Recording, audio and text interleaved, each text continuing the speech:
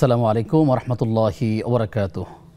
আলহামদুলিল্লাহি ওয়াকাফা ওয়া সালামুন আলা ইবাদিহিল্লাযীনা ইসতাফা, আম্মা বা'দ। প্রিয় দর্শক শ্রোতা, আপনাদের প্রত্যেককে স্বাগত জানাচ্ছি নেক্সাস টেলিভিশনের প্রতিদিনকার আয়োজন বেকম্যানস বিস্কিটস নিবেদিত ইসলামী জীবন বিধানের আজকের পর্বে। আপনাদের সঙ্গে আব্দুল কাহার রয়েছি। আমার সঙ্গে অতিথি হিসেবে আছেন টঙ্গী গাজীপুরের আন-নূর জামে মসজিদের সম্মানিত খতিব শেখ আলী হাসান তৈয়ব। আসসালামু আলাইকুম ওয়া রাহমাতুল্লাহি ওয়া বারাকাতুহু। ওয়া আলাইকুম আসসালাম ওয়া রাহমাতুল্লাহি ওয়া বারাকাতুহু। শেখ কেমন আছেন? আলহামদুলিল্লাহ ভালো আছি, আপনি কেমন আছেন? আলহামদুলিল্লাহ, আল্লাহ রাব্বুল আলামিন ভালো রেখেছেন। স্বাগত জানাচ্ছি আমাদের আজকের পর্বে। শুকরান। বারাকাল্লাহু ফিকুম। প্রিয় দর্শক, আজ আমরা যে বিষয়ে কথা বলতে চাই সেটি হচ্ছে জিহাদ কি, কেন এবং কিভাবে। আমরা এই শব্দটা প্রায় শুনে থাকি, কখনো কখনো এটাকে স্কিপ করার চেষ্টা করি, অনেক সময় আলোচনায় আনারও চেষ্টা করি না। অনেক সময় মনে হয় জিহাদ মানে হচ্ছে জঙ্গিবাদ, জিহাদ মানে হচ্ছে উগ্রতা। কিন্তু আসলে জিহাদ মানেটা কি? করণুল কারিমে তো জিহাদ সম্পর্কে অসংখ্য আয়াত রয়েছে। মাধ্যমিক লেভেলের বইগুলোতে এই জিহাদ সম্পর্কে স্টাডি করা হয়, পড়ানো শোনা হয়। তারপরেও অনেক সময় আমরা দেখতে পাই এটা জিহাদকে নেতিবাচকভাবে মিডিয়াতে উপস্থাপন করা হয়ে থাকে অথবা লেখার মধ্যে উপস্থাপন করা হয়ে থাকে। কিন্তু আসলে এই জিহাদ রাসূল সাল্লাল্লাহু আলাইহি ওয়াসাল্লাম কীভাবে করেছিলেন এবং ইসলামের মূল আল্লাহ তাআলার সন্তুষ্টি হওয়ার জন্য সর্বাত্মক প্রচেষ্টা, অর্থের মাধ্যমে নানাভাবে আসলে জিহাদের সেই সুযোগ রয়েছে। কিন্তু আমরা কেন করছি না, আর কখনই বা করব, কার বিরুদ্ধে করব, কিভাবে করব, এইগুলো আসলে আমাদের বিস্তারিত জানবার দরকার রয়েছে। প্রিয় দর্শক, আপনিও চাইলে আমাদের সাথে এই আলোচনায় যুক্ত হতে পারবেন। নেক্সাস টেলিভিশন ইসলামিক এই পেজের কমেন্টে বাংলায় যে কোনো প্রশ্ন আমাদেরকে আপনারা করতে পারেন। সেই সাথে স্ক্রিনে দেখানো নম্বরে ফোন কলের মাধ্যমে আপনারা আমাদের সাথে যুক্ত হতে পারবেন ইনশাআল্লাহ তাআলা। মোহতারাম, যদি আপনি বিষয়টা শুনেছেন জিহাদ কি এবং কেন, এটা নিয়ে আসলে নানা অঙ্গনে একটা নেতিবাচক প্রভাব রয়েছে এবং ইসলামিক স্কলারদের মাঝেও আবার এরকম বিরূপ অথবা নেতিবাচক কখনো কখনো ভুল মেসেজ আমাদের সমাজে রয়েছে। তো সঠিক যে বিষয়টি সেটি যদি দর্শকদেরকে জানান। জি, ধন্যবাদ। নাহমাদুহু ওয়া নুসাল্লি আলা রাসূলিহিল কারীম, আল্লাহুম্মা সাল্লি আলা মুহাম্মাদিন নবিয়্যিল উম্মি ওয়া আলিহি ওয়া সাল্লাম তাসলিমা। খুবই গুরুত্বপূর্ণ একটি বিষয়, ইসলামের সর্বোচ্চ চূড়া। আল্লাহ রাসূল সাল্লাল্লাহু আলাইহি ওয়াসাল্লাম বলছেন, আল জিহাদু যারওয়াতু সানামিল ইসলাম, যারওয়াতু সানামিল ইসলাম আল জিহাদ। ইসলামের সর্বোচ্চ চূড়া হলো জিহাদ। ইসলামের সর্বোচ্চ চূড়া, কিন্তু ইসলামের অধিকারী, ইসলাম পালনকারী, ইসলামের অনুসারীরা দুঃখজনকভাবে সেই বিধানটি সম্পর্কে সঠিক ধারণা রাখে না। আমাদের একটি শ্রেণী আছে এই সম্পর্কে কোনো ধারণা না রেখে এটাকে গুলিয়ে ফেলেন। জিহাদকে অনেকে সন্ত্রাসবাদ, অনেকে এটাকে জঙ্গিবাদ, অনেকে এটাকে উগ্রবাদ, অনেকে এটাকে মৌলবাদ, নানান রকমের রাডিক্যাল ইসলাম, নানান রকমের শব্দ ব্যবহার করেন। কিন্তু আমাদের বুঝতে হবে এই শব্দ কারা ব্যবহার করে। এই শব্দ ব্যবহার তারাই করে, যেমন ধরুন নেতানিয়াহু পৃথিবীর এখন সর্বোচ্চ মানের সন্ত্রাসী। পৃথিবীর সবচেয়ে বড় সন্ত্রাসীর মুকুট যদি কেউ পেতে পারে সে হলো নেতানিয়াহু। একটা স্বাধীন ফিলিস্তিন রাষ্ট্র চোখের সামনে, পৃথিবীর সবার সামনে সেটাকে শেষ করে দিচ্ছে এবং শিশুদেরকে হসপিটালে ত্রাণের জন্য দাঁড়ানো মানুষকে শেষ করে দিচ্ছে। তো তাদের ভাষাই হলো জিহাদ, হলো সন্ত্রাস। দেখুন জিহাদ কি, আল্লাহ রাব্বুল আলামিন কোরআনে বলেছেন, উদিনা লিল্লাযীনা ইউকাতালুনা বিআন্নাহুম যুলিমু। আল্লাহর জিহাদ প্রথম যখন ইসলামে অনুমতি দেওয়া হয় এই আয়াতের মাধ্যমে, আল্লাহ বলছেন যে তাদেরকে অনুমতি দেওয়া হয়েছে জিহাদ করার জন্য যাদের বিরুদ্ধে যুদ্ধ করা হচ্ছে, যাদেরকে মেরে ফেলা হচ্ছে। কেন? বিআন্নাহুম যুলিমু, কারণ তারা নির্যাতিত। তো সুতরাং যারা নির্যাতিত মানবতা আছে তাদের আত্মরক্ষার জন্য জিহাদ, তাদের অধিকার বুঝে নেবার জন্য জিহাদ, এবং একটি রাষ্ট্রের স্বাধীনতা, সার্বভৌমত্ব, তার অখণ্ডতা রক্ষার জন্য জিহাদ। এবং ইসলাম যে পৃথিবীতে এসছে, লিউযহিরাহু আলা দ্বীনি কুল্লি, ইসলামকে সারা পৃথিবীতে লিতাকুনা কালিমাতুল্লাহি আল উলিয়া, আল্লাহর কালিমা, সত্যের কালিমা, সেইটাকে উপরে তুলে ধরার জন্য, সবার উপরে স্থান দেওয়ার জন্য জিহাদের কোনো বিকল্প নেই এবং জিহাদ ছাড়া এটা আদৌ সম্ভব নয়। দেখুন জিহাদ জিনিসটাকে অনেকে নেতিবাচক দৃষ্টিতে দেখায়, যেটা উগ্রতা। আপনি জিহাদের একটা সংজ্ঞায়ন যদি করে নিতেন। জিহাদের শাব্দিক অর্থ হলো সর্বাত্মক চেষ্টা করা, আর এটার পারিভাষিক অর্থ হলো যে আল্লাহর দ্বীনকে প্রতিষ্ঠা করার জন্য সর্বাত্মক চেষ্টা করা। এটা যেভাবেই হতে পারে, কখনো এটা অস্ত্রের মাধ্যমে হয়, কখনো এটা জবানের মাধ্যমে হয়, কখনো এটা কলমের মাধ্যমে হয়, বিভিন্নভাবে জিহাদ হয়। কিন্তু এটার মূল উদ্দেশ্য হলো আল্লাহর কালিমাকে উপরে তুলে ধরা। কোনো গোষ্ঠী, কোনো ব্যক্তির বীরত্ব প্রকাশ বা তার ব্যক্তিগত অধিকারের জন্য সেটা হতে পারে না।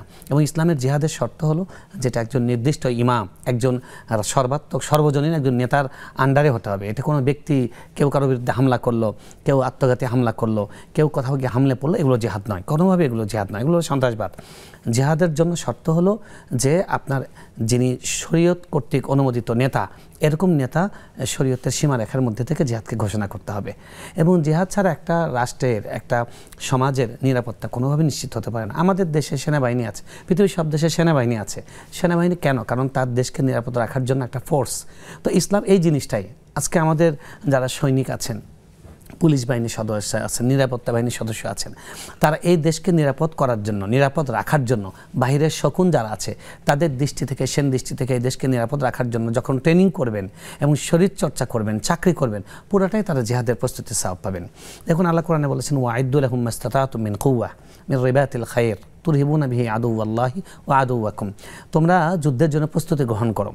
যুদ্ধ, জিহাদ করা কিন্তু ফরজে কিফায়া, নির্দিষ্ট ইমামের আন্ডারে যাদের জন্য দরকার তাদের জন্য ফরজে কিফায়া। ফরজে কিফায়া বলছেন যে আসলে একটি বাহিনী থাকবে যারা আসলে, কিন্তু এটিতে এমন হয় যে মজলুমদের রক্ষা করা বা সমাজে শান্তি প্রতিষ্ঠা রক্ষা করার জন্য জিহাদ করতে হবে। যদি তার বিপরীতে গিয়ে সেই শক্তিটাকে ব্যয় করে, সেটা হতে পারে রাষ্ট্র, হতে পারে গোত্র বা কোনো প্রতিষ্ঠান, সেই ক্ষেত্রে কি হবে? আসলে জিহাদের চারটা শর্ত আছে। এক নম্বর হলো কখন কখন জিহাদের অনুমতি আছে শরীয়তে। ইসলামের মৌলিক যে তাওহীদ, এই তাওহীদের ক্ষেত্রে বাধা দিচ্ছে, তখন জিহাদ ফরজ হয়ে যাবে। তারপরে আপনার সীমানাকে, আপনার রাষ্ট্রকে দখল করছে, রাষ্ট্রের উপর আঘাত করেছে, তখন আপনার জিহাদ ফরজে আইন হয়ে যাবে। এরকম নির্দিষ্ট কিছু সময় আছে তখন ফরজে আইন হয়, যখন ইমামের আন্ডারে থাকে। আর এমনিতে সাধারণভাবে জিহাদ হলে ফরজে কেফায়া, যেমন ধরুন একামত দেওয়া, জামাতের সাথে নামাজ পড়া ফরজে কেফায়া। কিন্তু সাধারণ অবস্থায় ফরজে কেফায়া থাকে, বিশেষ অবস্থায় ফরজে আইন হয়ে যায়, তাও যে ওই সত্ত্বে, ইমামের আন্ডারে থাকার সত্ত্বে। আরেকটা জিনিস হলো, সেটা হলো যে আপনি পৃথিবীর সব দেশই কিন্তু তার আত্মরক্ষার অধিকার সংরক্ষণ করে, এবং তারা বলে এটা আত্মরক্ষার লড়াই, আত্মরক্ষার জন্য অধিকার, স্বাধীনতা আন্দোলন, মুক্তিযুদ্ধ। কিন্তু ইসলামের জন্য যেটা, সেটাকে অন্যভাবে দেখাতে চাই। ইসলামের জন্য যখন ওই সত্য সাপেক্ষে করা হয়, মানে দেশের জন্য হলে তখন ইতিবাচক হয়, আর ইসলামের জন্য নেতিবাচক হয়ে যায়। হ্যাঁ, নেতিবাচক হয়ে যায়, নেতিবাচক হয়ে যায়। একই জিনিস আমার জন্য বৈধ, আরেকজনের জন্য সেটা সন্ত্রাসবাদ। এটা হলো এই বর্তমান পৃথিবীর ভণ্ডামি। ইসলামের সন্ত্রাস, রাসূল সাল্লাল্লাহু আলাইহি ওয়াসাল্লাম যে জিহাদ করেছেন, তার পুরা জীবনের এতগুলো গাজওয়া, মাত্র 1000-এর বেশি লোক শহীদ হয়নি, মারা যায়নি। অথচ তিনি পুরা পৃথিবীতে ইসলামটাকে স্থাপন করে গেছেন, মদিনায়, আরবে ইসলাম প্রতিষ্ঠা করে গেছেন। কিন্তু তারপরে এখন যে যুদ্ধগুলো হচ্ছে, তারা উপর থেকে বোমা মেরে নির্বিচারে মানুষকে হত্যা করছে, এটাই তো সত্যিকার সন্ত্রাসবাদ। এখন পৃথিবীতে যে যুদ্ধগুলো হচ্ছে, এগুলো হলো সন্ত্রাসবাদ। আর ইসলাম যে জিহাদকে বলে, এটা হলো সর্বোচ্চ মানের ইবাদত। এটার উদ্দেশ্য মানুষের জানমালের নিরাপত্তা দেওয়া, এটার উদ্দেশ্য দুষ্টের দমন করা, শিষ্টের লালন করা, এটার উদ্দেশ্য হলো অন্যায়কারীদের কালো হাত ভেঙে দেওয়া, এটার উদ্দেশ্য মানুষ যেন আল্লাহর জমিনে আল্লাহর দ্বীন, আল্লাহর কথা, আল্লাহর কালেমাকে বুলন্দ করতে পারে, সেটাকে করা। সুতরাং এই জিনিসটা যারা জানে না, তারা জিহাদ নিয়ে কথা বলে। আর জিহাদের আপনি করেন আর না করেন, তবে আপনার জিহাদের তামান্না হৃদয়ের মধ্যে থাকতে হবে, এই চেতনা। মান লাম ইয়াগজু ওয়া লাম ইয়ানবি বিহি ফামাতা মাতা আলা শু'বাতিন মিনান নিফাক। যে ব্যক্তি কখনো জিহাদ করেনি, জিহাদের আশাও করেনি, সে নিফাকের উপর মৃত্যুবরণ করবে। সাহাবায়ে কেরামরা জিহাদ করেছেন এবং তারা জিহাদের তামান্না রাখতেন। ওমর রাদিয়াল্লাহু তাআলা আনহু দোয়া করতেন, আল্লাহুম্মা রযুকনি শাহাদাতান ফি সাবিলিক ওয়াজআল মাউতি ফি বালাদি হাবিবিক। আল্লাহ, আপনি আমাকে আপনার পথে শহীদি মৃত্যু দান করেন। একজন প্রকৃত ঈমানদার যিনি, তার ভিতরে সবসময় শহীদি তামান্না থাকবে। আজকে মুসলমানদের এই জিহাদি তামান্না ভুলে যাবার কারণে তারা আজকে পৃথিবীর যারা অন্যায়, যারা ইমাম আছে, অন্যায়ের নেতা আছে, যারা সন্ত্রাসী আছে, সত্যিকার অর্থে, প্রায়োগিক অর্থে, বাস্তবিক অর্থে, সেই সন্ত্রাসীদের গোলামি তাদেরকে করতে হচ্ছে। আজকে ফিলিস্তিনের স্বাধীনতা আমেরিকার কাছে আমাদেরকে চাইতে হচ্ছে, নেতানিয়াহুর কাছে চাইতে হচ্ছে, অথচ কোরআনে স্পষ্ট বিধান দেওয়া হয়েছে। আল্লাহ রাব্বুল আলামিন বলেছেন তার নবীকে উদ্দেশ্য করে, ইয়া আইয়ুহান নবী জাহিদিল কুফার ওয়াল মুনাফিকিনা ওয়াগলুজ আলাইহিম। হে নবী, আপনি কাফের এবং মুনাফিকের বিরুদ্ধে জিহাদ করুন, কঠোরভাবে জিহাদ করুন। আজকে আমাদের প্রথম কিবলাকে দখলে রাখা হয়েছে। জি, আমরা সেই কিবলা প্রসঙ্গে অনেকগুলো কথা আছে, আমরা সেগুলো শুনবো। দর্শক কে আছেন, আমরা একে একে সবার পরিচয় শুনতে চাই। আসসালামু আলাইকুম। আসসালামু আলাইকুম। ওয়ালাইকুম আসসালাম ওয়া রাহমাতুল্লাহ। হুজুর, আয়াম বীজের রোজা কি একটা রাখা যায়? কোন রোজাটা? একটা রাখলে কি সওয়াব পাওয়া যাবে? জি, আয়াম বীজের রোজা একটা রাখা যাবে? বুঝতে পেরেছি। আর কি প্রশ্ন আছে বলেন। আর 2 নম্বর প্রশ্ন হলো, জোহরের নামাজ এবং আসরের নামাজ একসাথে পড়ার পদ্ধতিটা কি? হঠাৎ করে মনে করেন কোনো জায়গায় যাব, হয়তো আসরটা কাজা হয়ে যাবে, সেই জন্য একসাথে পড়তে চাই, এই বিধানটা একটু বলে দিবেন। আসসালামু আলাইকুম। ওয়ালাইকুম আসসালাম ওয়া রাহমাতুল্লাহ। আমাদের সাথে আরো আছেন, দর্শক কে আছেন? দর্শক শুনতে পাচ্ছেন? আসসালামু আলাইকুম।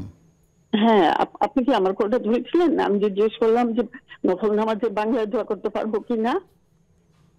জি, আপনি যদি আমরা লাইনে আছি, আপনি প্রশ্ন যদি আবার করেন।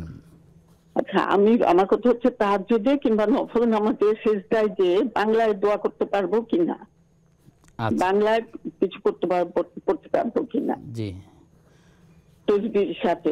একটাই প্রশ্ন আপনার। জি, আমরা আপনার প্রশ্ন পেয়েছি।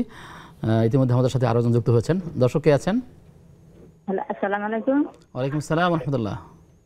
আমি চট্টগ্রাম থেকে আমিনা বলছি। জি বোন আমিনা, ধন্যবাদ আপনাকে।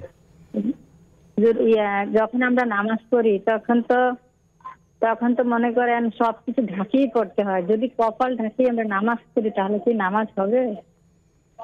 কপাল ঢেকে পড়লেন, জি, সাজদার সময়। আরেকটা প্রশ্ন করবো। জি, আচ্ছা হুজুর, ছোটকালে তো অনেক গুনাহ করছি, বুঝি নাই। এখন তো বুঝতে পারি যে এগুলা গুনাহ। তো এখন কি করলে আল্লাহ তাআলা ক্ষমা করবেন? আমি অনুতপ্ত আল্লাহর কাছে। ঠিক আছে বোন, আপনার প্রশ্নগুলো আমরা পেয়েছি।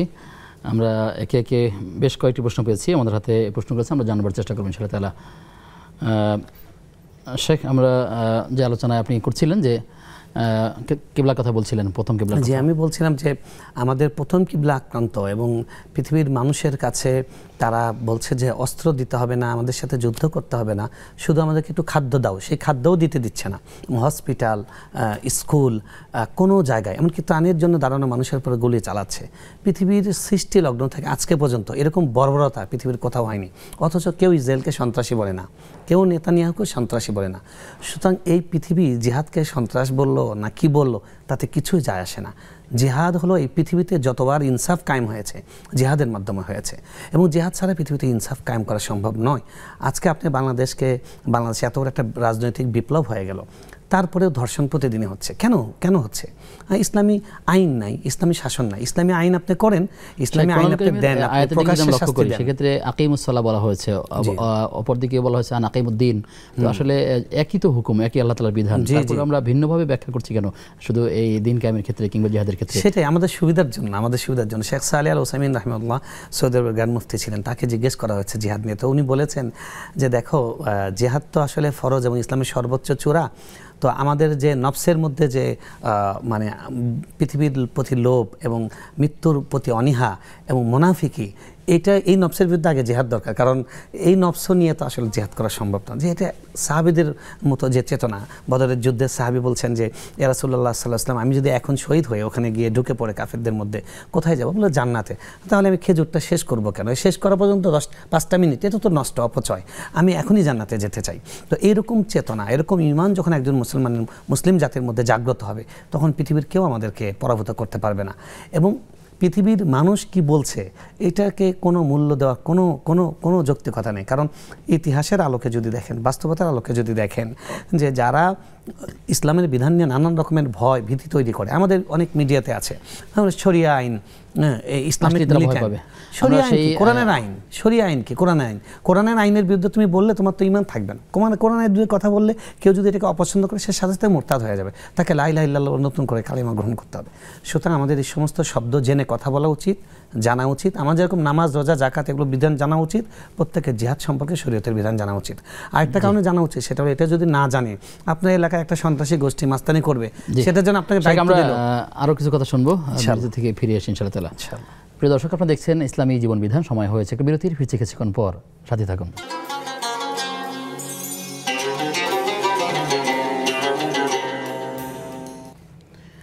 বিরতির পরে সবাইকে আবারও স্বাগত জানাচ্ছি নেক্সাস টেলিভিশনের প্রতিদিনকার আয়োজন বেকম্যানস বিসকিস নিবেদিত ইসলামী জীবন বিধানের আজকের পর্বে। আপনাদের সঙ্গে আব্দুল কাহার রয়েছি, আমার সঙ্গে অতিথি রয়েছেন শেখ আলী হাসান তৈয়ব। মোহতারাম, বিরতির আগে আমাদেরকে যে বোনেরা প্রশ্ন করেছিলেন, তার মধ্যে একটি প্রশ্ন এমন ছিল যে আইয়ামে বীজের রোজা যেখানে 3টি রাখবার কথা, সেখানে যদি কেউ 1টি রাখতে চায় বা 1টি রাখে, সেটা হবে কিনা? দেখুন, আইয়ামে বীজ এই শব্দটাই তো বহুবচন। বীজ মানে হলো সাদা, আর আইয়াম মানে দিন সমূহ। তো আপনি যদি একটা রাখেন তাহলে তো দিন সমূহ হলো না, 1টি দিন হলো। তো আইয়ামে বীজ এটা একটা প্যাকেজ। অর্থাৎ 3 দিনের যদি রোজা রাখেন, প্রত্যেকটা আমলকে 10 গুণ বাড়িয়ে দেওয়া হয়। 30 দিন রোজা রেখেছেন, সে সওয়াব পাবেন। তো 1 দিন যদি রাখেন, 1 দিনের সওয়াব পাবেন, কিন্তু সেটা আইয়ামে বীজের যে প্যাকেজটা, সেই প্যাকেজটা পূর্ণ হবে না। অর্থাৎ তার চেষ্টা করা উচিত 3টা রাখবার জন্য। 3 দিন রাখার যদি চেষ্টা কখনো করা উচিত, এটা না 13 পারে, জন্য অনেক সময় অসুস্থতা থাকে, সে 3টা রাখতে পারেনি, কোনো হ্যাঁ, একদিন একটা কোনো রাখতে চাচ্ছে কোনো না। নারী যদি এরকম হন যে উনি প্রত্যেকবার আইয়ামে বীজের রোজা রাখেন, এখন একবার তার মাসিক পড়ে গেল এই সময়ের মধ্যে, তাহলে তিনি রোজা না রেখেও কিন্তু এই সাফ পাবেন। কারণ রাসূল সাল্লাল্লাহু আলাইহি ওয়াসাল্লাম বলেছেন যে ইদা সাফারা আও মারিদ, যখন কোনো ব্যক্তি মুসাফির থাকবে কিংবা অসুস্থ হয়ে যাবে, তো সে যে ধারাবাহিক আমলগুলো করে আসছিল ওই আমলগুলো না করলেও তার আমল নামে সওয়াব লিখে দেওয়া হবে। সুবহানাল্লাহ। আর এছাড়া যদি স্বাভাবিক কোনো পুরুষ যদি এমন হয় যে সে অসুস্থতার কারণেই নিজস্ব শারীরিক রাখতে পারেনি, অথবা তার সুযোগ ছিল না, সে হয়তো এখন একটা রাখতে যাচ্ছে, সেটা চাইলে তো রাখতে পারে। তো একটা রাখলে অবশ্যই রাখতে পারে, কিন্তু আইয়ামে বুঝ হবে না, সেটা নফল যে কোনো সময় নফল রোজা হতে পারে। জি, শুকরিয়া। আরেক বোন প্রশ্ন করেছিলেন যে জোহরের সালাত এবং আসরের সালাত কখন দুটোকে জমা করতে পারবেন? দেখুন, এটা হলো জামা বাইনাস সালাতাইন, জমা বাইনাস সালাতাইন অর্থাৎ 2 নামাজ একত্রে পড়ার মাসালা। প্রথম কথা হলো হানাফি মাযহাবে বা বাস্তবতার হাদিসে, মানে বাস্তব দৃষ্টিকোণ থেকে, সেটা হলো আমাদের চেষ্টা করা উচিত নামাজটাকে আস-সালাতু ফি ওয়াক্তিহা। রাসূল সাল্লাল্লাহু আলাইহি ওয়াসাল্লাম বলেছেন আস-সালাতু ফি ওয়াক্তিহা। সবচেয়ে উত্তম আমল কি? নবী সাল্লাল্লাহু আলাইহি ওয়াসাল্লাম বলছেন যথাসময়ে নামাজ আদায় করা, এবং আল্লাহ বলছেন ইন্নাস সালাতা কানাত আলাল মুমিনিনা কিতাবাম মাওকুতা, নির্দিষ্ট সময়ে ফরজ। তো সুতরাং নামাজ ওয়াক্ত মতো পড়ার চেষ্টা করা উচিত। যদি এমন হয় যে আপনি যে জায়গায় যাচ্ছেন সফর করে, ওখানে গিয়ে শেষ ওয়াক্ত হলেও আপনি জোহরটা ধরতে পারবেন, তাহলে না পড়ে ওখানে গিয়ে পড়া উত্তম। আবার যদি এরকম হয় যে আপনি জোহর পড়ে যাচ্ছেন, ওখানে যে একদম শেষ মুহূর্তে আসর ধরতে পারবেন, তাহলে অগ্রিম আসর না পড়া উত্তম। আর যদি সেটারও সম্ভাবনা নেই, এবং এমন সম্ভাবনা যে আপনি পথের মধ্যে রাস্তায় নামাজ পড়ার সুযোগ পাবেন, তাহলে সেই ক্ষেত্রে আপনার অনুমতি আছে। দীর্ঘ পথের সফর কিংবা সেই সুযোগ না থাকা, এটা মনে রাখতে হবে। এটা কিন্তু সফরের ক্ষেত্রে বলা হচ্ছে, শরীয়তের সফর, অর্থাৎ মিনিমাম 73 কিলোমিটার। এর থেকে বেশি দূরত্বের জার্নি যদি কেউ করতে যাচ্ছেন, তখন তার ক্ষেত্রে এই কথা যে তিনি গন্তব্যে পৌঁছে নামাজ পড়ার সুযোগ পাবেন না, কাজা হয়ে যাবে, এটা নিশ্চিত থাকেন, এবং পথিমধ্যেও কোনো নামাজ পড়ার সুযোগ পাবেন না, এটা যদি নিশ্চিত হয়ে থাকে, তখন তার ক্ষেত্রে তিনি 2 নামাজ একসঙ্গে পড়তে পারবেন, জামা বাইনাস সালাতাইন করতে পারবেন। 2 রাকাত জোহর পড়বেন, সালাম ফিরিয়ে আবার 2 রাকাত আসর পড়বেন। আগে পড়ে নেবেন নাকি পরে পড়বেন? আচ্ছা, এটা হলো তাকদিম। জামা 2 রকমের, জামা তাকদিম, জামা তাখির, অর্থাৎ জোহরের ওয়াক্তে আসরকে এগিয়ে আনা, এটা হলো আসরের ওয়াক্তকে আসরের ওয়াক্তে জোহরকে পিছিয়ে আনা। এটার সুযোগ আছে। অর্থাৎ আপনি এখানে আসর পড়ে গেলেন, সেটাও করতে পারেন, আবার ওখানে গিয়ে আসরের শেষ ওয়াক্তে জোহরটা, কথার কথা আপনি জোহরটা পাবেন না, শেষ ওয়াক্তে ধরতে পারবেন না, এরকম যদি হয় তাহলে আসরের শেষ ওয়াক্ত পাবেন, এটা কনফার্ম। ওখানে গিয়ে আসরের নামাজ 2 রাকাত, জোহরের নামাজ 2 রাকাত একসাথে এভাবে পড়তে পারবেন। আচ্ছা, শুকরিয়া। আশা করছি আমাদের বোন তার প্রশ্নের জবাব পেয়েছেন। প্রশ্ন করেছেন যে নফল নামাজে সাজদাতে গিয়ে যদি কেউ বাংলায় দোয়া করে, তাহলে তিনি করতে পারবেন কিনা? আচ্ছা, প্রথম কথা হলো দোয়া কিন্তু একটি ইবাদত, আর ইবাদতের ক্ষেত্রে ইবাদত হলো তাআব্বুদি, অর্থাৎ যেটা ফিক্সড করা হয়েছে। তো ইবাদতের ক্ষেত্রে যেমন আমরা সূরা ফাতিহা, দোয়া সব কিন্তু আরবিতে পড়ি, কারণ এটা ফিক্সড। তো সেজন্য দোয়ার ক্ষেত্রে এটা চেষ্টা করা উচিত, বিশেষ করে ফরজ নামাজে। নফল নামাজের ক্ষেত্রে কেউ ছাড় দিয়েছেন, কেউ বলছেন যেহেতু এটা আল্লাহ রাব্বুল আলামিন দোয়াটাকে উন্মুক্ত করে দিয়েছেন, দোয়া একটা ইন জেনারেল আল্লাহর সঙ্গে কথা, তো সুতরাং এখানে দোয়াটা মাতৃভাষায় করা যাবে। বিশেষ করে যারা এটার যুক্তি দেন, তাদের কথা হলো যে নামাজের মধ্যে মানুষের সাধারণ দুনিয়াবী কথা নিষেধ। এখন দোয়া কিন্তু দুনিয়াবী কথা নয়। আপনি আল্লাহর কাছে বাড়ি চাচ্ছেন, আল্লাহ আপনার কাছে পরীক্ষা থেকে পাস চাচ্ছেন দুনিয়াবী বিষয়, কিন্তু চাওয়াটা তো ইবাদত। তো ইবাদতের ক্ষেত্রে আল্লাহর কাছে ইবাদতের কথা যেটা, সেটা তো আল্লাহর কাছে নামাজে বলতে কোনো সমস্যা নেই। সেজন্য নফল নামাজের ক্ষেত্রে নফল নামাজে মাতৃভাষায় নিজের ভাষায় দোয়া করতে কোনো সমস্যা নেই, এটা একটি মত। আর কেউ বলেন যে না, আরবিতেই দোয়াটা করতে হবে। আমি ব্যক্তিগতভাবে মনে করি যে আল্লাহ সুবহানাহু ওয়া তাআলার কাছে আমি আল্লাহর কাছে চাইবো, এটা আমি আমার ভাষায় চাইতেই পারি আল্লাহ সুবহানাহু ওয়া তাআলার কাছে। কারণ রাসূল সাল্লাল্লাহু আলাইহি ওয়াসাল্লাম বলেছেন, মানুষ সবচেয়ে বেশি আল্লাহর কাছে চলে যায় যখন আকরাবু মা ইয়াকুনু আবদু ওয়া হুয়া সাজিদ, যখন সে সিজদায় যায় তখন। তার মানে হচ্ছে সে চেষ্টা করবে আরবির দোয়াগুলো শেখার জন্য, আরবি দোয়াগুলো যদি তার নাও পারেন তারপর অন্ততপক্ষে সে যদি নফল নামাজে করতে পারবেন, কেউ এটাকে জায়েজ মনে করেছেন। প্রশ্ন রয়েছে যে যখন কোনো বোন সালাতে দাঁড়াবেন, সেক্ষেত্রে তার কপাল যদি ঢেকে যায় বা কতটুকু ঢাকতে পারবেন, বা সাজদা দেওয়ার সময় তিনি যেটা বলতে চেয়েছিলেন যে আমরা যখন সালাতে দাঁড়াই, পর্দার সঙ্গে পুরো শরীর আবৃত করে দাঁড়াই, এখন কপালও ঢাকা থাকে, তো কপাল তো সিজদায় পড়ছে না। এটাই হলো তার কনফিউশনের জায়গা, আমরা যেটা প্রশ্ন থেকে বুঝেছি। দেখুন, মাটির সঙ্গে কপাল ঠেকানোর অর্থ এই নয় যে একদম চামড়াটাই একদম পুরো ফ্লোরের সাথে ঠেকাতে হবে, ফ্লোরেও তো জায়নামাজ থাকে, তো এটা কোনো বাধা নয়। এখানে কপাল ঠেকানোর উদ্দেশ্য হলো জমিনে এই ফিজিক্যালি এই বডিটাকে আনুগত্য করা আল্লাহ তাআলার কাছে, সেখানে নিয়ে যে ঠেকানো। তো এখানে নেকাব থাকলে, পর্দা থাকলে, বোরকা থাকলে কোনো সমস্যা নেই, বরং রাখতে হবে। এটা সতরের অংশ, এটা খুলে রাখলে নামাজ হবে না, এটা ঢেকে রাখতে হবে, এবং ওটার উপরে সিজদা দিবেন, কোনো সমস্যা নেই। জি, প্রিয় দর্শক কে আছেন আমাদের সাথে? আসসালামু আলাইকুম। দর্শক শুনতে পাচ্ছেন? জি, আসসালামু আলাইকুম হুজুর। ওয়ালাইকুম আসসালাম ওয়া রাহমাতুল্লাহ। জি, আমি যশোর বাগারপাড়া থেকে বলছি হুজুর। জি, ধন্যবাদ আপনাকে। আমার প্রশ্নটা হচ্ছে যে আমি একজন সঙ্গীত শিল্পী, বুঝছেন? জি এখন জি আমি জানতে চাই যে হাদিস কোরআন থেকে জানতে চাই এটা জায়েজ আছে কিনা, আচ্ছা ঠিক আছে। ইসলামিক সঙ্গীত জায়েজ আছে কিনা এটা জানতে চাই। আপনার সঙ্গীতের ধরন কি সেটা যদি একটু বলেন তাহলে আমাদের। কি ধরনের সঙ্গীত চর্চা করেন? সঙ্গীত চর্চায় ধরেন বিভিন্ন কায়দা হয়ে থাকে। ধরেন যে আমি যদি আরব হতাম মদিনারই পর, তাহলে প্রেক্ষাপট নিয়ে যে বর্তমান প্রেক্ষাপট চলছে এটা নিয়ে অনেক সময় গাইতে হয়। আচ্ছা ঠিক আছে, আমরা কথা শুনবো ইনশাআল্লাহ তাআলা। সঙ্গীতের সাথে উপকরণ এবং তার ধরন, তার কথার অন্যান্য বিষয়গুলো নিয়ে কথা বলবো ইনশাআল্লাহ তাআলা। দর্শক আমাদের সাথে কে আছেন? আসসালামু আলাইকুম। ওয়ালাইকুম আসসালাম। জি বোন, আপনার কথা শুনতে পাচ্ছি, আপনি টেলিভিশনের ভলিউম কমিয়ে আমাদেরকে প্রশ্ন করুন। আমি প্রশ্ন করুম যে আপনার কথা দীপ্ত হচ্ছে, আপনি যদি সেট থেকে একটু দূরে গিয়ে কথা বলেন কিংবা ভলিউম কমিয়ে কথা বলেন। হজ সম্পর্কে আর যাকাত সম্পর্কে আমার মনে করেন কোনো মহিলার যদি ফসলি জমি থাকে কিন্তু মাসিক কোনো ইনকাম নেই, ফসলি জমি থেকে বছরে একবার 30-40 হাজার টাকা পাওয়া যায়, এই অবস্থায় কি ওই মহিলার হজ করতে হবে? কিন্তু স্বামীর ইনকাম আছে প্রতি মাসে 50 টাকা। আপনার 30 এবং 40 হাজার টাকা এটা কি আপনার মান্থলি ইনকাম নাকি বার্ষিক, কি বলছিলেন? ওকে ঠিক আছে, আপনি থাকেন আমাদের সাথে, আমরা জানার চেষ্টা করবো ধারাবাহিক ইনশাআল্লাহ তাআলা।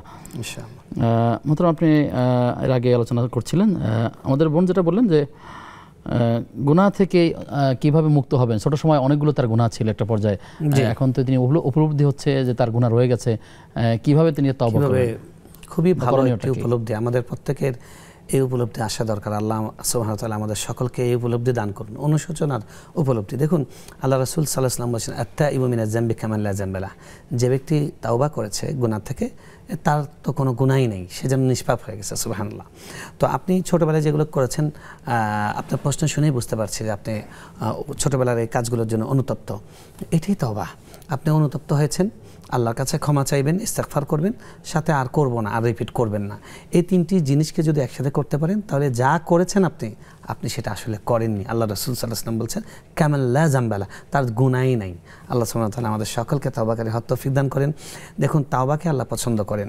আল্লাহ রাসূল সাল্লাল্লাহু আলাইহি ওয়াসাল্লাম হাদিসে বলেছেন, যদি লাউলাম তুযনিবু লা যাহাবা আল্লাহু বিকুম ওয়া লা জাআ বিকওমিন আখার, তোমরা যদি কেউ গুনাহই না করো তাহলে আল্লাহ তোমাদেরকে নিয়ে যাবেন আরেকটা কওম আনবেন যারা গুনাহ করবে এবং তাওবা করবে। কারণ আল্লাহ পছন্দ করেন, আল্লাহগিরি এখানে যে তার কাছে সবাই অনুনয় করবে।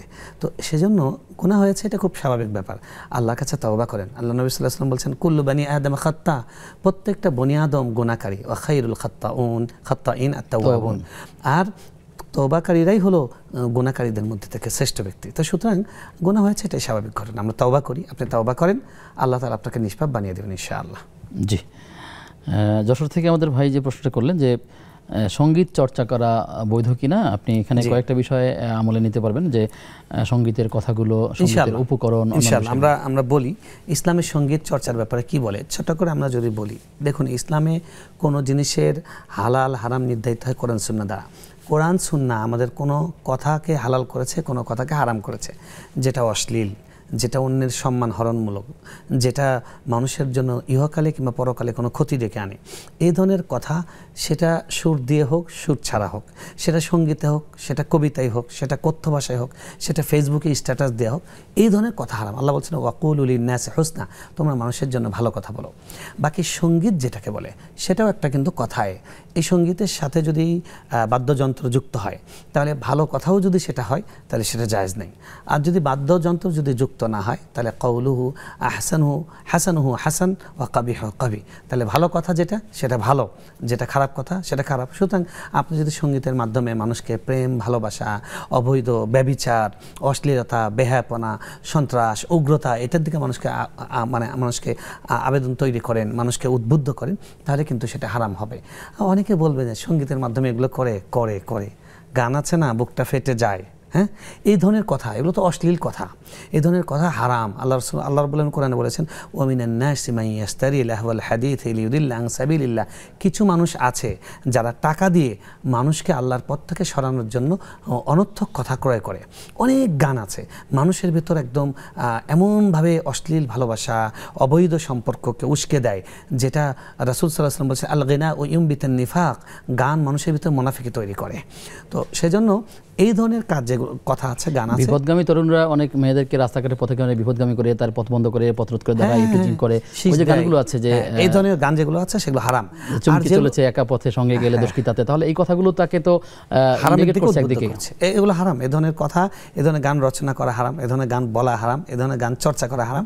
হ্যাঁ, আপনি যেই গানের মাধ্যমে মানুষকে ভালো কাজের দিকে উদ্বুদ্ধ করবেন, সততার দিকে, শুভ্রতার দিকে, শান্তির দিকে, দেশাত্মবোধ, মাতৃভূমির ভালোবাসা, হ্যাঁ, মানুষকে মানুষ সম্মান করা, এই ধরনের কথা বিশিষ্ট যেগুলো নেতিবাচক না হলে ইতিবাচক হয়, তাহলে সেগুলো মিউজিক ছাড়া সেগুলো হালাল, হালাল শুধু নয়, সেগুলো ভালো কাজের অন্তর্ভুক্ত। এগুলো গাওয়ার দ্বারা, চর্চা করার দ্বারা মানুষের সাওয়া হবে। তাই কেউ যদি আল্লাহ তাআলা আমাদেরকে সততার দিকে ডাকে, বোঝার তৌফিক দান করুন। জি, বোঝার তৌফিক দান করেন। দর্শক কে আছেন? আসসালামু আলাইকুম।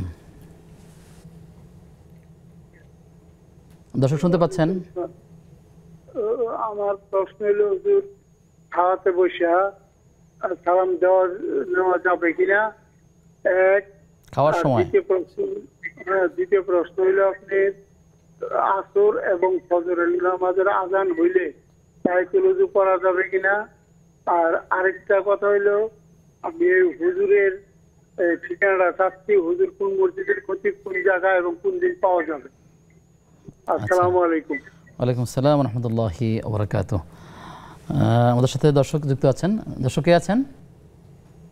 আসসালামু আলাইকুম ওয়া রাহমাতুল্লাহি ওয়া বারাকাতুহু। ওয়ালাইকুম আসসালাম ওয়া রাহমাতুল্লাহি ওয়া বারাকাতুহু। আমি মৃত্তিকা মনি বলছিলাম বাড়িধারা থেকে। জি বোন, আপনার নিয়মিত প্রশ্ন আমরা পাই, আপনি বলুন। স্যার, আমার আজকে দুটো কোয়েশ্চেন আছে। জি।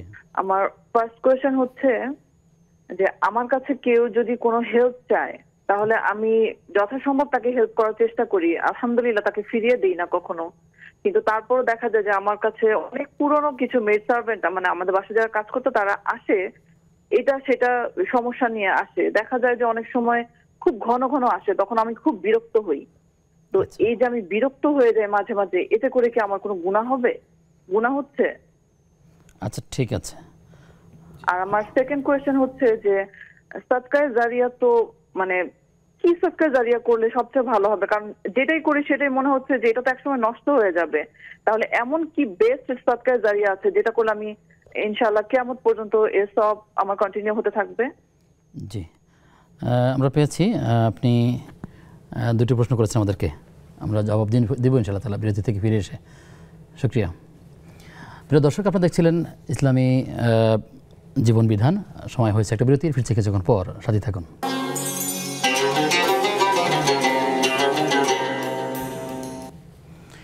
বিরতির পরে সবাইকে আবারও আমন্ত্রণ জানাচ্ছি নেক্সাস টেলিভিশনের প্রতিদিনকার আয়োজন বেকম্যানস বিস্কিটস নিবেদিত ইসলামী জীবন বিধানের আজকের পর্বে। আপনাদের সঙ্গে আব্দুল কাহার রয়েছি এবং আমার সঙ্গে অতিথি হিসেবে রয়েছেন শায়েখ আলী হাসান তৈয়ব। প্রিয় দর্শক, আপনারা আমাদের কাছে যে প্রশ্নগুলো করেন, আমরা খুব অনুপ্রাণিত হই এই প্রশ্নগুলোর মাধ্যমে। আপনারা খুব জীবন ঘনিষ্ঠ প্রশ্নগুলো করেন। সত্যিই আপনার এই প্রশ্নগুলো অনেকের প্রশ্ন। আমরা চাই আপনারা আরও বেশি জীবন ঘনিষ্ঠ প্রশ্ন করেন এবং গুরুত্বপূর্ণ প্রশ্নগুলো করেন, এতে করে আপনি যেমন সাদাকা জারিয়ার সব পাবেন এবং অনেক মানুষের থেকে ইলম অর্জন করতে পারবেন ইনশাআল্লাহ তাআলা। নিয়মিত দর্শক যারা, তাদেরকে আমরা ধন্যবাদ দিচ্ছি যে তারা নিয়মিত আমাদের সাথে যুক্ত থাকেন। সেজন্য শাইখ, আমাদের যে প্রশ্নটা আসছে, খাওয়ার সময় সালাম দেওয়া যাবে কিনা, যদি আপনি আমাকে। আমাদের বাংলাদেশে স্থানীয় কিছু মাসালা আছে যেগুলো স্থানীয়ভাবে উৎপাদিত, নিজেদের বানানো, দীর্ঘদিন থেকে চলে আসা, দীর্ঘদিন ধরে চলে আসে, একদম সম্পূর্ণ বানোয়াট। এরকম একটি হলো, মানে খাওয়ার সময় সালাম দেওয়া যাবে না। কোথাও কোনো হাদিসে নিষেধ করা হয়নি খাওয়ার সময় সালাম দেওয়া হবে না। সালাম দেওয়া যাবে না, একটা লোক নামাজে আছে তখন তার সালাম দিবেন না, একটা লোক বাথরুমে আছে, ওয়াশরুমে আছে, তখন তাকে সালাম দিবেন না, একটা লোক খুব গুরুত্বপূর্ণ কথা বলছেন কারোর সঙ্গে ব্যক্তিগতভাবে ইম্পর্টেন্ট, ওই সময় তাকে সালাম দিলে উনি বিরক্ত হবে, এই সময় সালাম দিবেন না। কিন্তু খাওয়ার সময় সালাম দেওয়া নিষেধ কেন হবে? খাওয়ার সময় সালাম দেওয়ার কোনো নিষেধাজ্ঞা নেই, এবং যিনি সালাম পেয়েছেন, সালাম যাকে দেওয়া হয়েছে তিনি উত্তর নিতে কোনো সমস্যা নেই। সালাম একটি দোয়া, এখন আমার খাওয়ার সময় তো দোয়া নিষিদ্ধ না, দোয়া তো খাওয়ার মধ্যে আছে, খাওয়ার পরে আছে, খাওয়ার শুরুতে দোয়া আছে, তো এই জন্য কোনো সমস্যা নেই, সালাম দেওয়া যাবে এবং সালামের উত্তরও নেওয়া যাবে। জি, শুকরিয়া। প্রশ্ন করেছেন যে আসর এবং ফজরের আজান হওয়ার পরে তাহিয়াতুল ওযু এটা সালাতটা পড়তে পারেন কিনা, পড়লে কীভাবে পড়বেন, কখন পড়বেন? আচ্ছা, প্রথম কথা হলো যে আসর এবং ফজরের আজানের পরে আসলে ওই দুটি নির্দিষ্ট নামাজ ছাড়া অন্য কোনো নামাজ নেই, তো এটাই হলো সাধারণ মাসালা। এরপরেও যদি উত্তম আসরের পরে পড়তে সমস্যা নেই, কিন্তু ফজরের পরে, বিশেষ করে ফজরের আজানের পরে ফজর নামাজ ছাড়া অন্য কোনো নামাজ নেই। জি, আমাদের মৃত্তিকা মণি তিনি প্রশ্ন করেছেন যে তার কাছে কেউ একজন সহযোগিতা চাইলো, তিনি সহযোগিতা করেন, কিন্তু অনেক সময় তিনি পারছেন না, অথবা সহযোগিতা করবার কারণে যারা সাহায্য প্রার্থী তারা বিভিন্ন সময় আসেন, সেক্ষেত্রে আসলে তিনি অনেক মাঝে মাঝে একটু বিরক্তও হন। তিনি চাচ্ছেন তার সময় মতো দিবেন, কিন্তু যিনি সাহায্য প্রার্থী তিনি অসময় চাচ্ছেন, অথবা বেশিরভাগ চাচ্ছেন, মন খারাপ করছেন না দিতে পারলে, এক্ষেত্রে আসলে করণীয়টা কি? না, ভালো একটি প্রশ্ন। দেখুন, প্রিয় বোনের উদ্দেশ্যে যেটা বলতে চাই, আমি প্রায় দেখি তিনি প্রশ্ন করেন, যে আমাদের অন্য দর্শকদের উদ্দেশ্যে আমি বলতে চাই যে একটি কথা আছে আরবিতে, আসসুআলু নিসফুল ইলমি, জ্ঞানের অর্ধেক হলো সুন্দর প্রশ্ন। সুন্দর প্রশ্নই কিন্তু একটা জ্ঞান, সুন্দর প্রশ্নই বোঝায় যে এই লোকটা জানে বা উনি এই বিষয়টা সুন্দরভাবে বুঝেছেন। তো এই জন্য সুন্দর সুন্দর প্রশ্ন যারা করেন তারাও আপনারা এই যে নেক্সাস টেলিভিশনের এই আয়োজনের যে নেকি, সওয়াব এবং সাদাকায়ে জারিয়া জ্ঞান বিতরণের, সেটার মধ্যে আপনারা কিন্তু শামিল আছেন। তো আপনি যে প্রশ্নটা করেছেন, আমাদের ক্ষেত্রেও হয়, সবার ক্ষেত্রেই হয় যে আমরা যথাসাধ্য চেষ্টা করি হেল্প করার জন্য, এরপরেও মাঝে মধ্যে এমন সময় এসে উপস্থিত হয় যেই সময় আসলে মেজাজটাকে নিয়ন্ত্রণ করা কঠিন। যে দেখা গেছে যে আপনি মানিব্যাগ বের করেছেন বাস স্ট্যান্ডে, ভিড়ের মধ্যে, আপনি খুব তাড়ার মধ্যে আছেন, সামনে একটা হাত দিয়ে 5টা টাকা দেন, 10টা টাকা দেন, এরকম বললো। আবার অনেক সময় দেখা গেছে যে আমি নিজেই হয়তো অসুবিধার মধ্যে আছি, দেখা গেছে যে আমার বেতন এই মাসে এখনো হয়নি, আমার টাকা খুব দরকার, এই সময় এসে কেউ বলছে যে আমার মেয়ের বিয়ে দিব, আমাকে 100টা টাকা দেন। তো আপনি তাকে 10 টাকা দিলেন, সে বলছে না 10 টাকা দিয়ে কিছু হবে না, আমাকে 500 টাকা, 50 টাকা, 100 টাকা দেন। তখন কিন্তু মেজাজটাকে নিয়ন্ত্রণ করা আসলে কঠিন হয়ে যায়। তো এটা আসলে একজন ভিক্ষুকের দৃষ্টিকোণ থেকে তার এই কাজটা ঠিক নয়, এ ব্যাপারে কোনো সন্দেহ নেই, কিন্তু ভিক্ষুককে তো শেখানোর কিছু নেই, শেখা দরকার আমাদের। সেটা হলো যে যখন কেউ আমার কাছে সওয়াল করতে আসে, একটি হাদিসে আছে, হাদিসটা শোনার যদিও দুর্বল, যদি কেউ ঘোড়ার উপরে করেও ভিক্ষা করতে আসে তাহলে তাকে ভিক্ষা দিয়ে দাও। একটা লোক যখন চাচ্ছে, মানে তার প্রয়োজন আছে বা তিনি যাচাকারী। এখন আল্লাহ রাসূল সাল্লাল্লাহু আলাইহি ওয়াসাল্লাম বলেছেন, যে নেয় তার থেকে যে দেয় তার হাত উত্তম। এখন আমার যদি এই মুহূর্তে সুযোগ থাকে, আমি কিছু দিয়ে আমি দাতার হাত হিসেবে উত্তম হওয়ার চেষ্টা করি। বাকি এই যে বিরক্তি আসে, এই বিরক্তিটা নিয়ন্ত্রণ যদি করতে পারি, তাহলে এটার মাধ্যমে আমরা এক্সট্রা সওয়াব হাসিল করব।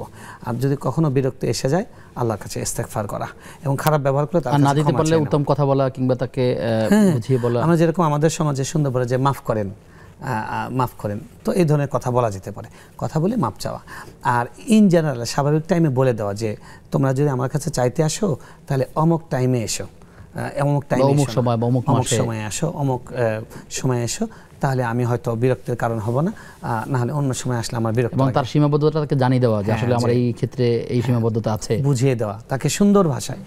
মানে দান করার ক্ষেত্রে খুবই গুরুত্বপূর্ণ হলো সফট ভাষায়। ওয়ায়ামনাউনাল মাউন, আল্লাহ কোরআনে বলছেন যে আল্লাহ রাআইতাল্লাযী ইউকাযযিবু বিদ্দিন, যারা মানুষকে দেয় না তাদেরকে। এবং যখন যাকাতের আয়াত নাজিল হয়েছে, সেখানে বলা হয়েছে যে তাদের কপালে, তাদের পার্শ্বদেশে ছেক দেওয়া হবে এবং পিঠে ছেক দেওয়া হবে। সেখানে কপালের কথা আগে বলা হয়েছে এই জন্য যে কেউ যখন চাইতে আসে তখন প্রথম কপাল কুঞ্চিত করে, তো এই জন্য কপালে আগে শাস্তি দেওয়া হবে, তারপরে মানুষ এরকম করে ঘোরে, এই জন্য এখানে দেওয়া হবে, তারপরে পিঠ দেখায়, এই জন্য পিঠে দেওয়া হবে। এই জন্য বিরক্ত না হওয়া, বিরক্তি ভিতরে আসলেও সেটা তো তাদের ব্যাপারে বলা হয়েছে যারা সম্পদকে আঁকড়ে ধরবে, যাকাত দিতে যারা অস্বীকার করে। এবং এটা ইন জেনারেল, মেসেজটা হলো ইন জেনারেল, যারা যাকাত মানে দান গ্রহীতাকে বিরক্তিবোধ করে, কপাল কুঞ্চিত করে, খারাপ ব্যবহার করে, তাদেরকে এটা ভয় দেখানো হয়েছে। সুতরাং আমরা এখান থেকে ইন জেনারেল এখান থেকে শিখতে পারি যে কপাল কুঞ্চিত না করা এবং বিরক্তিকর শব্দ দিয়ে রিপ্লাই না দেওয়া, বিরক্ত ভিতরে আসলেও সেটা নিয়ন্ত্রণ করার চেষ্টা করা। আল্লাহ তাআলা আমাদেরকে বোঝার তৌফিক দান করুন। শেখ প্রশ্ন করেছেন যে সাদাকায়ে জারিয়ার যে খাতগুলো আছে, তিনি এটা একটি সুন্দর প্রশ্ন যে সাদাকায়ে জারিয়ার না বিভিন্ন পথ আছে, কিন্তু আমরা আমাদের খোলা চোখে দেখি যে অনেক সাদাকায়ে জারিয়া আসলে জারি থাকে না, জারিয়া মানে হলো চলমান থাকে কিয়ামত পর্যন্ত। তো এটার জন্য সুন্দর একটা পরামর্শ আমরা দিতে পারি কোরআন হাদিসের, যেটা বারবার এসছে। ডক্টর আব্দুল্লাহ জাহাঙ্গীর রহমতুল্লাহি আলাইহি বাংলাদেশের খ্যাতিমান একজন আলেম ছিলেন, আল্লাহ ওনার কবরকে নূর দিয়ে ভরিয়ে দিন। তো তিনি বলেছেন যে যত রকমের সাদাকায়ে জারিয়া আছে তার মধ্যে শ্রেষ্ঠ সাদাকায়ে জারিয়া হলো ইলমের খাতা ব্যয় করা। আল্লাহ রাসূল সাল্লাল্লাহু আলাইহি ওয়াসাল্লাম বলেছেন যে আউ ইলমুন ইউনতাফাউ বিহি, যখন মানুষ মারা যায় তখন সব নেকির পথ বন্ধ হয়ে যায়, একটা সাদাকায়ে জারিয়া জারি, তিনটা সাদাকায়ে জারিয়া জারি থাকে, তার মধ্যে একটা হলো আউ ইলমুন ইউনতাফাউ বিহি, অর্থাৎ ইসলামের কোরআন হাদিসের বিশুদ্ধ জ্ঞান প্রচারের খাতে ইনভেস্ট করা। আপনি কোনো মাদ্রাসার একটা লাইব্রেরিতে বই কিনে দিলেন ৫,০০০ টাকার, কোনো শিক্ষা প্রতিষ্ঠানের পাঠাগার করে দিলেন, কিংবা কোনো আপনি কোরআন ছেপে দিলেন। হাদিসের মধ্যে আছে ৭টা জিনিসকে সাদাকায়ে জারিয়া বলা হয়েছে, তার মধ্যে আছে আউ মুসহাফুন, যদি কোরআনের কপি তিনি বিতরণ করেন, ছেপে দেন। তো আমাদের দেশে অনেকে কোরআন করতে করতে এখন সব জায়গায় কোরআন এত পড়ার লোক নাই, অথবা ইসলামী সাহিত্য বা এই জন্য আমরা বলবো যে শুধু কোরআন হাদিস হতে পারে, ইসলামী সাহিত্য। আপনি 20 জন ইমামকে তাদের জন্য খুতবাতুল ইসলাম ডক্টর আব্দুল জাহাঙ্গীর রহমতুল্লাহ কিনে দিলেন, তাদেরকে কোরআনের এক সেট করে তাফসির কিনে দিলেন। হ্যাঁ, এরকম কাজ করা যেতে পারে। গরিব, আপনার এলাকার গরিব মাদ্রাসার ছাত্র, তাকে বললেন যে তোমার আগামী শিক্ষাবর্ষে যে কয়টা বই লাগবে আমি কিনে দেবো, বেশি লাগবে না কিন্তু টাকা, অল্প টাকা। তো এই জন্য এলিমের খাতে ব্যয় করা একটা সবচেয়ে বড় চলমান থাকে এরকম সাদাকায়ে জারিয়া। আর একটা হলো মসজিদ করা, মান বানা লিল্লাহি মসজিদান বানাল্লাহু লাহু বাইতান ফিল জান্নাহ, যে ব্যক্তি আল্লাহর জন্য মসজিদ নির্মাণ করবে আল্লাহ তাআলা তার জন্য জান্নাতে মসজিদ নির্মাণ করবেন। এবং এই ক্ষেত্রে বলা হচ্ছে মুসহাফে কাতাত, অর্থাৎ একটা কবুতরের একটা ডানা পরিমাণ, একটা 4 আঙ্গুল পরিমাণ জায়গাও যদি কেউ মসজিদে জায়গা ক্রয় করে দেয় তাহলে সেটা হবে। অনেক জায়গায় মসজিদ বানানো হচ্ছে, সেই মসজিদে বলা হচ্ছে যে প্রতি ইঞ্চি 25 স্কয়ার ফিট এত টাকা, আপনি সেখানে ইনভেস্ট করতে পারেন। এটা বৃক্ষরোপণের কথা কি আছে? তারপর বৃক্ষরোপণ আছে, রাস্তা করে দেওয়া আছে, হসপিটাল করে দেওয়া আছে, বৃদ্ধ নিবাস করে দিতে পারে, অর্থাৎ মানুষের কল্যাণে লাগে এরকম যে কোনো জিনিসই সাদাকায়ে জারিয়া। তবে ওভারঅল এলিমের খাতে ইনভেস্ট করা, এটা হলো সবচেয়ে দীর্ঘস্থায়ী সাদাকায়ে জারিয়া। আর দরিদ্র মানুষের সেবা করার ক্ষেত্রে যদি কেউ ইনভেস্ট করে থাকে, এগুলো সবই সাদাকা, কিন্তু কোনটা কত বেশি দীর্ঘ সময় ধরে জারি থাকে সেটা বাস্তবিক দেখা যায় যে এলিমের খাতটা সবচেয়ে বেশি জারি থাকে।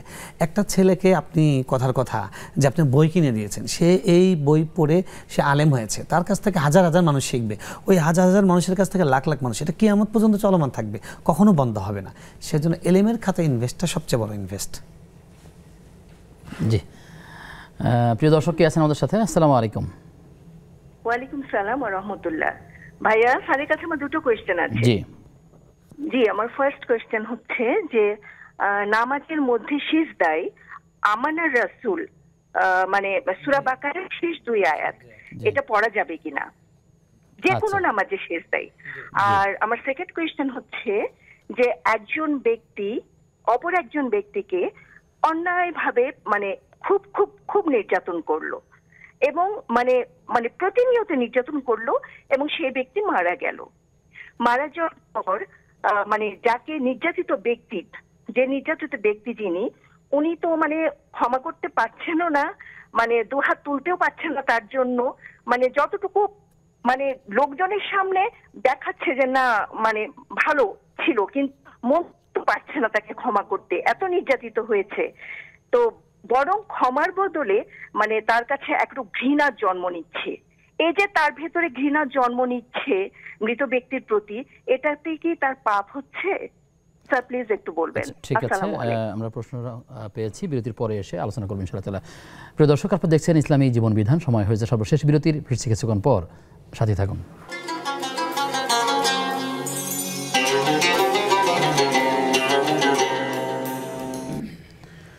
বিরতির পরে সবাইকে আবারও স্বাগত জানাচ্ছি নেক্সাস টেলিভিশনের প্রতিদিনকার আয়োজন বেকম্যানস বিস্কিটস নিবেদিত ইসলামী জীবন বিধানের আজকের পর্বে। আপনাদের সঙ্গে আব্দুল কাহার রয়েছি, আজকের অতিথি শেখ আলী হাসান তৈয়ব। মোহতারাম, আমাদের বোন প্রশ্ন করলেন যে সাজদাতে গিয়ে দুটো আয়াতের কথা বলেছেন, সূরাতুল বাকারার শেষের দিকের দুটো আয়াত, সেটি পড়তে পারবেন কিনা? জি জি, কোনো সমস্যা নেই। কোরআনের দোয়ার অনেক বাক্য আছে যেগুলো দোয়া, কোরআনের আয়াত আবার দোয়া, সেগুলো কিন্তু অবশ্যই পড়া যাবে দোয়া হিসেবে। যেমন ধরুন মানুষের যখন গোসল ফরজ থাকে মাসিক অবস্থায় কিংবা গোসল ফরজ হয়েছে, তখন কিন্তু কোরআন তেলাওয়াত করা নিষেধ, কিন্তু এই দোয়াগুলো কিন্তু তারা পড়তে পারবে না, কারণ এগুলো দোয়া। সূরা বাকারা শেষ দোয়া আছে, আরও বিভিন্ন জায়গায় আছে, সূরা ফুরকানে আছে, বিভিন্ন সূরাতে আছে, এগুলো পড়তে পারবেন। সূরা আলে ইমরানে আছে, এগুলো পড়তে পারবেন। জি, প্রশ্ন করেছেন যে কোনো এক ব্যক্তি যদি কোনো এক ব্যক্তিকে নির্যাতন করে এবং যিনি নির্যাতন করলেন সেই ব্যক্তি যদি কখনো মারা যায়, এরপরে যিনি কষ্ট পেয়েছেন তিনি অনেক সময় মানুষের সামনে বলতে বাধ্য হনের ক্ষেত্রে তাকে মাফ করে দিলাম অথবা তার কষ্টের কারণে তাকে দোয়া করতে হয়, কিন্তু ভিতরে তার অনেক জ্বালা যন্ত্রণা হয়ে থাকে বা থেকে যায়, যেটার ক্ষমা তিনি নিতে পারেননি। এ সকল ক্ষেত্রে আসলে তিনি যদি মন থেকে কোনো কষ্ট পান মৃত ব্যক্তির ক্ষেত্রে এটার জন্য তার গুনাহ হবে না। তিনি যদি তার এই খারাপ লাগাটাকে নিয়ন্ত্রণ করতে পারেন, তাহলে এটার জন্য এক্সট্রা সওয়াব হবে। কিন্তু ওই ব্যক্তি এত কষ্ট দিয়েছে, তার হক নষ্ট করেছে, তার প্রতি তার ঘৃণা, তার প্রতি তার অপছন্দ বা মন থেকে অনেক রকমের মনে চায় যে আল্লাহ যদি ওকে ধরতো, তাকে যদি পরিবারের সদস্যদের প্রতি এমনটা হয়ে থাকতে পারে কখনো কখনো, তো এরকম হলে সেটা আসা অস্বাভাবিক কিছু নয়, সেটা আসলে তাতে কোনো সমস্যা নেই। আপনি সংযত থাকবেন যে মুখ দিয়ে তার বিরুদ্ধে কিছু বলবে না, যেহেতু তিনি মারা গেছেন। হ্যাঁ, মুখ দিয়ে কিছু বললে অনেক সময় আল্লাহ রাসূল তিনি ক্ষমা করে দিলে তো আল্লাহ তাকে পুরস্কৃত করবেন। হ্যাঁ, অবশ্যই যদি ক্ষমা করে দিতে পারেন, আল্লাহ বলছেন যদি ক্ষমা করতে পারো তাহলে সেটা উত্তম, আর যদি ক্ষমা করতে না পারো ফাউকিবু বিমিসলি মা উকিবতুম বিহ, যতটুকু তোমাদেরকে জুলুম করেছে ততটুকু জুলুমের তোমরা প্রতিশোধ নাও। তো যদি ক্ষমা করতে পারেন ফাহুয়া খায়রুল লাকুম, আল্লাহ বলেছেন। তো আর যদি ক্ষমা করতে না পারেন তাহলে বাস আপনি আল্লাহর উপর ছেড়ে দিবেন, যে বিরাগ ভজন হতে গিয়ে যেন সীমালঙ্ঘন না হয়, হ্যাঁ আল্লাহর উপর ছেড়ে দিবেন, যে আল্লাহ ইনসাফ করে, আল্লাহ ইনসাফ করবেন। জি, আমাদেরকে অনলাইনে প্রশ্ন করেছেন জান্নাতুল ফেরদৌসি আইডি থেকে, পিরিয়ডের সময় 4 থেকে 5 দিন থেকে আর থাকে না, আবার কখনো কখনো 8-9 দিনের সময় পিরিয়ড শুরু হয়, এখন মাঝের দিনগুলো ইবাদত করতে হবে, নামাজ রোজা করতে হবে কিনা? আচ্ছা, দেখুন, প্রত্যেকেই যেহেতু এটা প্রতি মাসে আমাদের বোনদের আল্লাহ রাসূল সাল্লাল্লাহু আলাইহি ওয়াসাল্লাম বলছেন, এটা হলো কাতাবাল্লাহু আলা বানাতি আদম, যে আদমের কন্যাদের উপর আল্লাহ লিখেছেন। আম্মা জান আয়েশা রাদিয়াল্লাহু তাআলা আনহার বিদায় হজের সময় মাসিক শুরু হয়েছিল, তিনি কাঁদছিলেন, তখন বললেন মন খারাপ করার কিছু নেই, এটা স্বাভাবিক একটা ব্যাপার। তো এটা একটা স্বাভাবিক ব্যাপার। তো এটার ক্ষেত্রে কিন্তু একটা মাসিক একটা নিয়ম থাকে, প্রত্যেকের কারো 7 দিন হয়, কারো 5 দিন হয়। তো আপনার যে নিয়মটা আছে সেই নিয়মের এই কদিন হলো আপনার হায়েজের দিন, এই কদিন আপনার নামাজ মাফ, এই কদিন নামাজ পড়তে হবে না, এই কদিন যে পিরিয়ডের বিধান সেটা এই কদিনের জন্য প্রযোজ্য। এখন দেখা গেছে যে এই মাসে এসে সেটা পরিবর্তন হয়ে গেল, হয়তো কম হয়েছে কিংবা কয়েকদিন বেশি হয়েছে, তাহলে আপনি এটাকে ধরে নেবেন যে এটা আপনার ঋতুচক্রের হয়তো পরিবর্তন। এই দিন হয়তো পরের মাসে আপনি কনফার্ম হতে পারবেন, যে পরের মাসেও যদি আবার এই বর্ধিত দিনগুলো সহ যদি মাসিক হয়, তাহলে বুঝবেন যে গত মাসেরটাও আপনার স্বাভাবিক মাসিকের দিন হিসেবে ছিল। আর যদি দেখা যায় যে পরের মাসে গিয়ে আগের নিয়মে চলে গেছে, তাহলে ওই কয়দিনের নামাজ আপনাকে কাজা করে নিতে হবে, ওটা তখন মাসিক নয়, ওটা হলো ইস্তেহাজা, ওটা হলো রোগ হিসাবে গণ্য হবে। প্রশ্ন করেছেন ফারহানা ইসলাম, তিনি জানতে চাইলেন যে আজানের সময় কি আজান শুনলে মা বোনরা যে মাথায় কাপড় দেয়, এটা সঠিক কিনা? এটা সঠিকও নয় ব্যাঠিকও নয়, এটা এটা দৃষ্টিভঙ্গিটা হলো যে আল্লাহর নাম নেওয়া হচ্ছে, আজানের প্রতি দেখা হচ্ছে। আমরা তো মসজিদে যেতে পারছি না, পুরুষরা তো উত্তর দিবেন হলো মসজিদে যাওয়ার মাধ্যমে, আর নারীরা হলো নামাজের প্রতি মাথা ঢেকে দিয়ে তারা একটা সম্মান জানান। এই সম্মান জানানোতে কোনো সমস্যা নেই, ওমাই আদিম শাইর আল্লাহ ইন্না মিন তাকওয়াল কুলুব, তাতে কোনো সমস্যা নেই। তবে এটাকে সুন্নত মনে করা বা এটাকে ইবাদত মনে করা, সেটা মনে করা যাবে না, করলে বিদআত হবে, কারণ এই ধরনের কোনো নির্দেশনা কোরআন হাদিসে দেওয়া হয়নি। এর আগে একজন প্রশ্ন করেছিলেন যে ফসলি জমি থেকে যে টাকা আর্ন হয় সেখানে 30 থেকে 40 হাজার টাকা উল্লেখ করেছেন, এতে করে তার জাকাত হবে কিনা, যে পরিমাণ টাকা তিনি পাচ্ছেন, আর কোনো বিকল্প ব্যবস্থা নাই? তার জানতে চেয়েছেন যে তার উপর হজ ফরজ হবে কিনা, যে তার কোনো অন্য টাকা নেই, শুধু জমি আছে, জমি থেকে কিছু বাৎসরিক টাকা পান। প্রিয় বোন, হজ কার উপরে ফরজ? আল্লাহ বলেছেন যে ওয়ালিল্লাহি আলান নাস হিজ্জুল বাইত মান ইসতাতা ইলাইহি সাবিলা, আল্লাহর জন্য তার ঘরে সফর করা ফরজ ওই ব্যক্তির জন্য যার সফর করার সামর্থ্য আছে। এখন পুরুষদের ক্ষেত্রে হলো পুরা হজের প্যাকেজের খরচ এটা থাকতে হবে, এবং এই হজকালীন সময়ে পুরো পরিবারের ভরণ পোষণের খরচ থাকতে হবে। নারীদের যেহেতু ভরণ পোষণের দায়িত্ব নেই, তার শুধু এই যাতায়াত ভাড়া, এই খরচটা যদি থাকে তাহলে তার উপর হজ ফরজ হয়ে যাবে। এখন আপনার জমি যদি এরকম হয়, যেহেতু আপনার উপর আর্থিক কোনো দায়িত্ব নেই নারীদের উপরে, তাই আপনার জমি যদি এই পরিমাণ হয় যে মোটামুটি আপনার মিডিয়াম চলার, আপনার জীবন ধারণের জন্য যদি বিশেষ কারণের প্রয়োজন হয় জমির, কথা স্বামী মারা গেছে, আপনি কিছু নিঃস্ব হয়ে গেলেন, আপনার জমি দিয়ে আপনি চলতে পারবেন। এর বাইরে যদি এক্সট্রা অতিরিক্ত জমি হজ করার মতো, তাহলে মাহরামকে নিয়ে যাওয়ার মতো যদি ব্যবস্থা থাকে তাহলে সেটা বিক্রি করে মাহরাম যদি থাকে তাহলে আপনি হজ করবেন, অন্যথায় আপনার ফরজ আদায় হবে। দর্শক কে আছেন? আসসালামু আলাইকুম। ওয়ালাইকুম আসসালাম। ওয়ালাইকুম আসসালাম। জি, আমরা আপনাকে শুনতে পাচ্ছি। আপনি যদি আমি যশোর থেকে বলছি। জি, আপনার প্রশ্নটা কি? আমার প্রশ্ন হুজুর, আমি আমার বাচ্চা অসুস্থ ছিল এবং এখনো অসুস্থ আছে, ও ব্রেন ডেভেলপমেন্টাল একটা সমস্যা। আচ্ছা। আমি একটা নির্দিষ্ট সংখ্যক রোজার নিয়ত করছিলাম, কিছু রোজা রাখছি, রাখার পরে আমার শারীরিক অসুস্থতা এবং আমার সেকেন্ড প্রেগন্যান্সি চলছে। আচ্ছা। এখন ওই রোজাটা পুরো সম্পূর্ণ হয়নি, আমি যে পরিমাণ নিয়ত করছিলাম। এই অবস্থা আসলে আমি কি করব আমি বুঝতে পারছি না। আচ্ছা, ঠিক আছে বোন, আপনি জবাব শুনুন। জি, আপনি আল্লাহ রাব্বুল আলামিন, আল্লাহ রাসূল সাল্লাল্লাহু আলাইহি ওয়াসাল্লাম বলছেন ফরজ রোজার ক্ষেত্রে যে 3 জন ব্যক্তির জন্য ফরজ রোজা স্থগিত করার পরবর্তী করার অনুমতি আছে। একটা হলো আল মুসাফির, আর একটা হলো ওয়াল মুরদি ওয়াল হামিল, দুগ্ধপানকারী, দুগ্ধদাতা মহিলা এবং প্রেগনেন্ট অর্থাৎ আমাদের অন্তঃসত্ত্বা মহিলা যারা আছেন তারা। তো আপনি যেহেতু সেই অবস্থায় আছেন, এটা আপনার ওয়াজিব, আপনি যেটা নিয়ত করেছেন মান্নত, এটা ওয়াজিব।